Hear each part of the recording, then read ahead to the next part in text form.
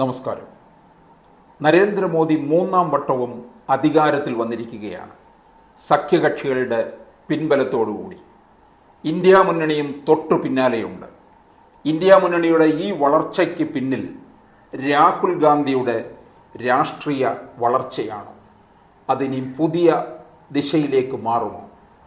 രാഷ്ട്രീയ നിരീക്ഷകനായ doctor Anilkumar P വിലയിരുത്തുന്നു. ഉറച്ച നിലപാടുകൾ എടുത്ത രാഹുൽ ഗാന്ധി പിന്നീട് ഇന്ത്യൻ രാഷ്ട്രീയത്തിലേക്ക് അതേ വർഷം കടന്നു വന്നപ്പോൾ, ഒരുപക്ഷെ 2004 തന്നെ രാഷ്ട്രീയത്തിലേക്ക് കടന്നു വന്നപ്പോൾ നമ്മൾ പിന്നീട് ഇങ്ങോട്ട് കാണുന്ന ചരിത്രം വളരെ വ്യത്യസ്തമാണ്.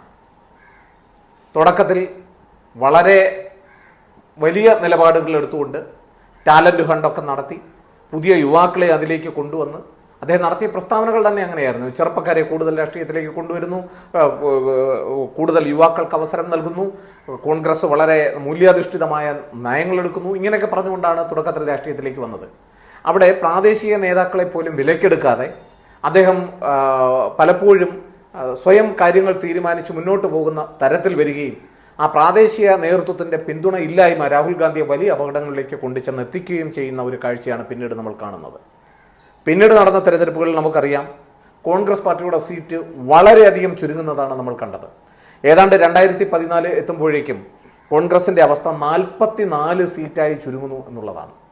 ഏറ്റവും കൂടുതൽ വിമർശനങ്ങൾ രാഹുൽ ഗാന്ധിക്ക് നേരിടേണ്ടി വന്ന അവസരമാണത്. പലപ്പോഴും അദ്ദേഹം ചില ടെൻഷനൊക്കെ ഉണ്ടാകുമ്പോൾ ചില ടൂറിസ്റ്റ് കേന്ദ്രങ്ങളിലേക്ക് പോകുന്നത് പോലും പലപ്പോഴും പ്രതിപക്ഷ കക്ഷികൾ വലിയ വിഷയമായി ഉയർത്തിക്കൊണ്ടുവന്നു, കണക്കിന് കളിയാക്കി, പരിഹസിച്ചു. രാഹുൽ ഗാന്ധിക്ക് നാടിനെ പറ്റി അറിയില്ല എന്ന് പറഞ്ഞു, പാർട്ടിയുടെ രാഷ്ട്രീയത്തിൻ്റെ പ്രായോഗികത വശമില്ല എന്ന് പറഞ്ഞ് അദ്ദേഹത്തെ വളരെയധികം വിമർശിച്ചു. ഇതൊക്കെ ഇന്ത്യൻ രാഷ്ട്രീയത്തിൽ നമ്മൾ കണ്ടതാണ്. അന്ന് നരേന്ദ്രമോദിക്ക് ഒരു ബദൽ ആര് എന്നുള്ള ചോദ്യം പരക്കെ പ്രസക്തമായിരുന്നു.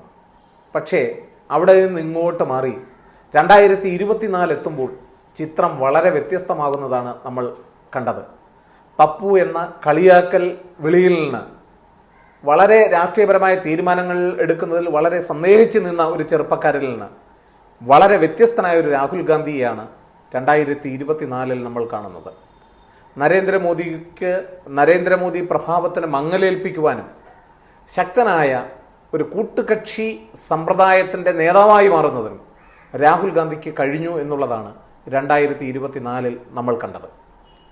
തുടക്കത്തിൽ ഞാൻ മുൻപ് സൂചിപ്പിച്ചതുപോലെ ധാരാളം പ്രശ്നങ്ങളെ അഭിമുഖീകരിക്കേണ്ടതായി വന്നു. സുദൃഢമായ തീരുമാനങ്ങളൊന്നും തന്നെ കൈക്കൊള്ളാത്ത ചഞ്ചലാട്ടക്കാരനായ വ്യക്തിയാണ് രാഹുൽ ഗാന്ധി എന്ന് പരിഹസിക്കപ്പെട്ടു. മണ്ഡലങ്ങളിൽ നിന്ന് ഒളിച്ചോടുന്ന വ്യക്തിയാണ് രാഹുൽ ഗാന്ധി എന്ന് പരിഹസിക്കപ്പെട്ടു. പലപ്പോഴും അദ്ദേഹം നടത്തിയ വിദേശ യാത്രകൾ പോലും വിമർശനത്തിന് വിധേയമായി.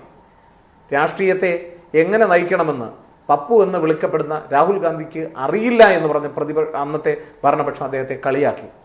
റാഫേൽ പോലുള്ള വലിയ വിഷയങ്ങൾ തൻ്റെ മുൻപിൽ ഉണ്ടായിരുന്നിട്ടും അതൊന്നും വോട്ടാക്കി മാറ്റുവാൻ രാഹുൽ ഗാന്ധിക്ക് കഴിഞ്ഞില്ല എന്നുള്ളത് കോൺഗ്രസ്സുകാരെ പോലും വളരെയധികം പിന്നോട്ടടിക്കുന്നതിന് കാരണമായി.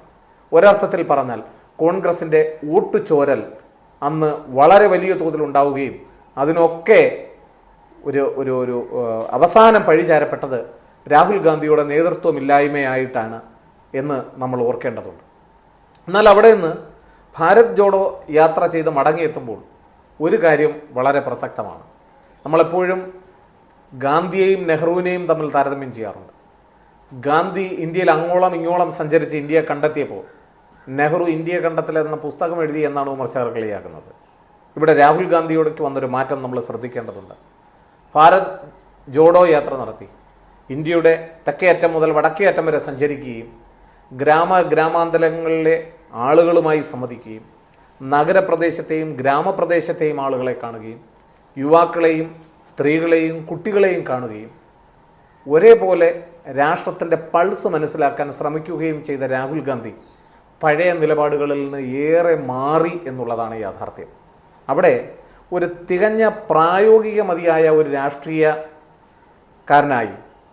സ്വയം വിമർശിച്ചും സ്വയം പരുവപ്പെടുത്തിയും കോൺഗ്രസ് പാർട്ടിയെ പരുവപ്പെടുത്തിയും അദ്ദേഹം മാറ്റിയെടുത്തു എന്നുള്ളതാണ്. അതിൻ്റെ ഫലമാണ് ഇന്ന് അനുഭവിക്കുന്നത്. കഴിഞ്ഞ തെരഞ്ഞെടുപ്പിൽ 400-ലധികം സീറ്റുകൾ മത്സരിച്ച കോൺഗ്രസ് ഇത്തവണ 300 സീറ്റിലേ മത്സരിച്ചുള്ളൂ എന്ന് പറയുമ്പോൾ നമ്മൾ ആലോചിക്കണം ബാക്കി അദ്ദേഹം എന്തു ചെയ്തു എന്ന്. ബാക്കി അദ്ദേഹം ചെയ്തത് കൂടുതൽ ആളുകളെ കൂടെ കൂട്ടുവാനായി വിട്ടുവീഴ്ചകൾ നടത്തിയും സംസാരിച്ചും പ്രശ്നങ്ങൾ തീർത്തും വലിയ മുന്നണി ഉണ്ടാക്കി വളരെ ചുരുങ്ങിയ കാലം കൊണ്ട് തന്നെ വലിയ നേട്ടം കൈവരിക്കാനായി എന്നുള്ളതാണ്. ആലോചിക്കണം, 62 സീറ്റിൽ BJP മാത്രം വിജയിച്ച് കയറിയ ഉത്തർപ്രദേശിൽ 33 സീറ്റിലേക്ക് BJP ഇത്തവണ കൂപ്പ് കുത്തിയെങ്കിൽ അതിൻ്റെ പ്രധാനപ്പെട്ട കാരണക്കാരൻ രാഹുൽ ഗാന്ധിയും അഖിലേഷ് യാദവും അടങ്ങുന്ന ഒരു സഖ്യമാണ് എന്നുള്ളത് നമ്മൾ ഓർക്കുക.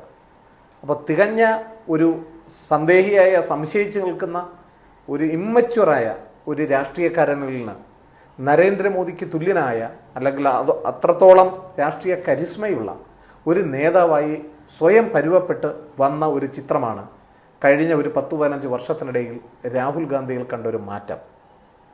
അക്കാദമികമായി വിലയിരുത്തിയാൽ, നമ്മൾ രാഷ്ട്രീയപരമായി രണ്ടുപേരെയും കമ്പയർ ചെയ്യാതെ, താരതമ്യം ചെയ്യാതെ പരിശോധിച്ചാൽ, ഓരോ നല്ല നേതാക്കന്മാരും ഇന്ത്യൻ ജനാധിപത്യത്തിന് ഉണ്ടായി വരിക എന്നുള്ളത് നമ്മളെ സംബന്ധിച്ചിടത്തോളം വളരെ സന്തോഷമുള്ള ഒരു കാര്യമാണ്. ചുരുക്കി പറഞ്ഞാൽ, പഴയ രാഷ്ട്രീയക്കാരല്ല പുതിയ രാഷ്ട്രീയക്കാരനായി രാഹുൽ ഗാന്ധി പരിണമിച്ചപ്പോൾ ഒട്ടേറെ മാറ്റങ്ങൾ ഉണ്ടായിട്ടുണ്ട്. അത് അദ്ദേഹം പ്രാദേശികമായ അജണ്ടകൾ നിശ്ചയിക്കുന്നത് മുതൽ പ്രാദേശികമായ നേതൃത്വത്തെയുമായി ചർച്ച ചെയ്യുന്നതിനും തീരുമാനമെടുക്കുന്നതിനും സമയം കണ്ടെത്തുന്നത് വരെ രാഹുൽ ഗാന്ധിയിൽ ഉണ്ടാക്കിയ ഒരു മാറ്റം കഴിഞ്ഞ തെരഞ്ഞെടുപ്പിൽ വോട്ടായി പരിണമിച്ചു എന്നുള്ളതാണ്.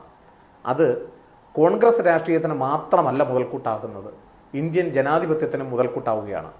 നരേന്ദ്രമോദി എന്തൊക്കെ വിമർശനങ്ങൾ വന്നാലും ഒരുപക്ഷെ കഴിഞ്ഞ 10-25 വർഷത്തിനിടയ്ക്ക് ഇന്ത്യൻ ജനാധിപത്യത്തിലുണ്ടായ മികച്ച ഒരു നേതാവാണ് എന്നുള്ള, ഒരു രാഷ്ട്രീയ നേതാവാണെന്നുള്ള കാര്യത്തിൽ പ്രതിയോഗികൾക്ക് പോലും സംശയമുണ്ടെന്ന് എനിക്ക് തോന്നുന്നില്ല. കാരണം വിദേശ നയ ബന്ധങ്ങൾ മെച്ചപ്പെടുത്തുന്നതിനും കോവിഡ് പോലെയുള്ള മഹാമാരിയുടെ സന്ദർഭത്തിൽ രാഷ്ട്രത്തെ നയിക്കുന്നതിനും ഒരു രാഷ്ട്രീയ പാർട്ടിയെ 3 തവണ അധികാരത്തിലെത്തിക്കുന്നതിനും 3 പ്രാവശ്യം ഇപ്പോഴും അദ്ദേഹം തന്നെയാണല്ലോ, അദ്ദേഹത്തിന് കഴിഞ്ഞിട്ടുണ്ട് എങ്കിൽ ഒരുപക്ഷെ നെഹ്റുവിന് ശേഷം 3ാം വട്ടയും തുടർച്ചയൊരു മന്ത്രിസഭ അധികാരത്തിൽ ഏറുന്നുവെങ്കിൽ തീർച്ചയായും അതിൻ്റെ ക്രെഡിറ്റ് നരേന്ദ്രമോദിക്കും ആ പാർട്ടിക്കും അവകാശപ്പെട്ടതാണ്. അതുപോലെ ഇന്ത്യൻ രാഷ്ട്രീയത്തിൽ അത്തരം നേതാക്കൾ ഒരുപക്ഷെ കോൺഗ്രസ് പാർട്ടിക്ക് ഇല്ല എന്നുള്ളതാണ് കഴിഞ്ഞ കാലത്തുണ്ടായിരുന്ന ഏറ്റവും വലിയ തിരിച്ചടികളും വെല്ലുവിളികളും.